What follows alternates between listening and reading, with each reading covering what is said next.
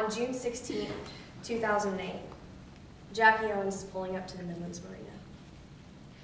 He knows he's about to get the biggest business deal of his life. He's about to promote himself. He's going to gain full control of Trifecta.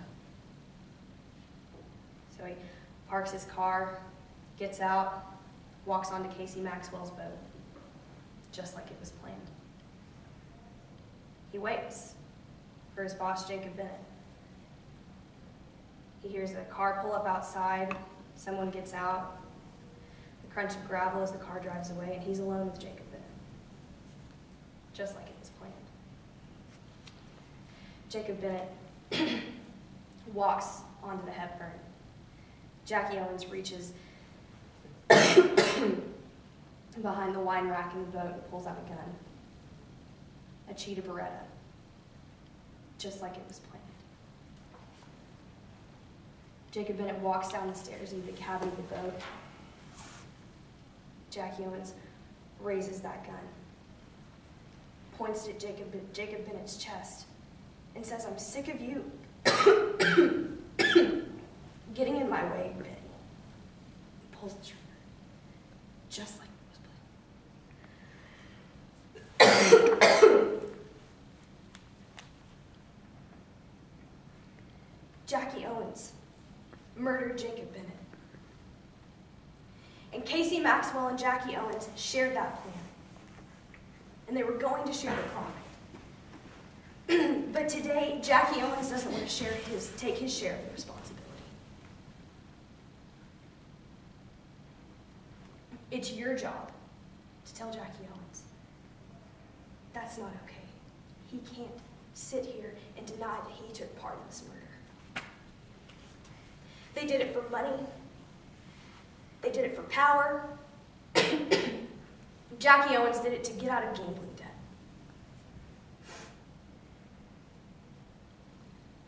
They had it all planned out. But things didn't go according to plan. Because there was someone there that night that they didn't expect. Hunter Baxamusa. She was there that night when Jackie Owens pulled up to the Midlands Marina. She was there that night when Jacob Bennett arrived. She was there that night when he got on that boat. She was there that night when Jackie Owens pulled that trigger. When Jacob Bennett took his last breath. She was there that night when Jackie Owens dragged Jacob Bennett through the mud, stuffed him in the trunk of his Maserati, and went to go bury him in a shallow grave at the base of Calkins Cliffs. And unfortunately for Jackie Owens, Hunter Baxamusa didn't keep that information to herself. She told the police. Detective Lee got up here and told you that she found mud on the defendant's Maserati, the same kind of mud that you can find at the base of Calkins Cliffs. She said she found bleach in the trunk because someone had made sure that nothing was left there. And she found that the headlights on that Maserati had been changed. The same headlights that Hunter Baxamusa had said were different the night of June 16th than they were on June 22nd. Detective Finch also got up here today and told you she investigated Jackie Owens. She knew about the plan between Casey Maxwell and Jackie Owens. She told you about the late night phone calls, 2 o'clock in the morning. Casey saying, "We need to talk." Jackie Owens, not over the phone. Don't you think they can hear us?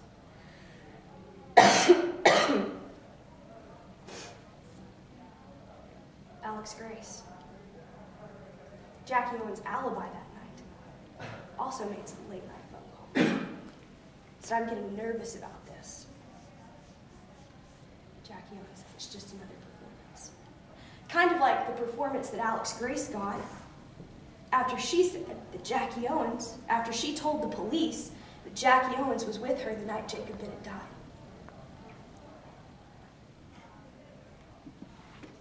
You heard that from Miss Michaels today. Now, the defense got up here and they tried to tell you that it could have been anybody but Jackie Owens. It could have been anybody else. Miss Michaels told you about some people who had made threats to Jacob Bennett.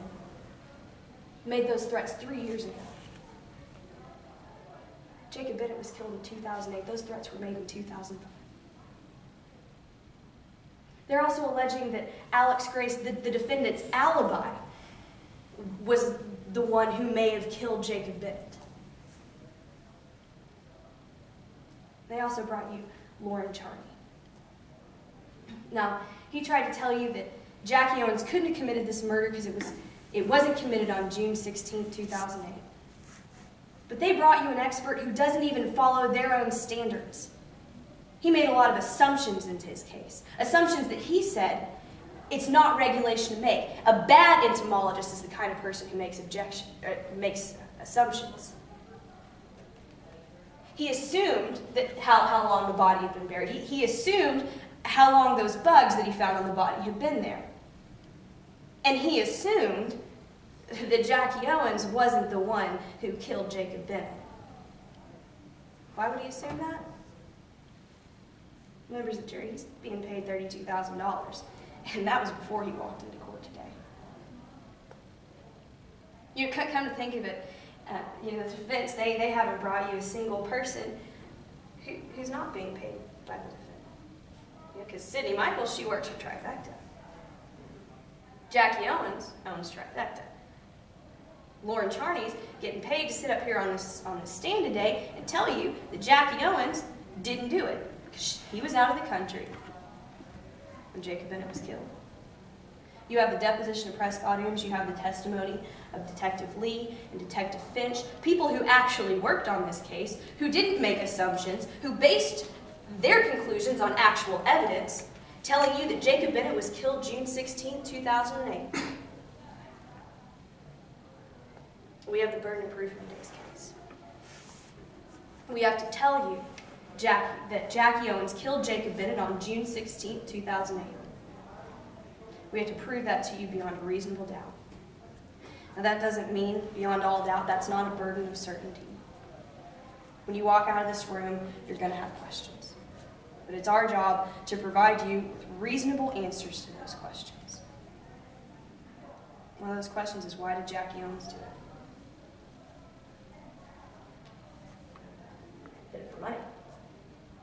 See, he had over $3.5 million in gambling debts. He had $5 million in gambling debts. And with Jacob Bennett alive, he only had $6 million. But with Jacob Bennett dead, he had $24 million and full control of Trifecta. Jackie Owens is the kind of person who puts value on a human life. And when that value is no longer worth the cost, he does away with it. Apparently, Jacob Bennett, the person who got him into this business, who gave him partnership at Trifecta, apparently Jacob Bennett just wasn't worth it anymore.